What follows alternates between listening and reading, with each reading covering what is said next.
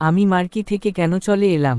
কারণ আমার অবাধ্য স্ত্রী আমার সরলতার অপব্যবহার করছিল বলে। আসলে দেখি সবাই একদিকে আর আমি একা। আমার কোন কথার অর্থ বোঝার মতো আমার স্ত্রী পর্যন্ত আমার পক্ষে নেই। আমি বললাম, এখন যদি এখান থেকে না যাও, এরপরে যা হবে তা সামলাতে পারবে তো? বকুল, তানিয়া বলে, পরে যা হয় হবে, এখন তো এখানে থাকি। আমরা আজ যাচ্ছি না, পরে আর কি হবে? আমি দেখলাম এদের অনুভূতি নেই আমাকে বোঝার।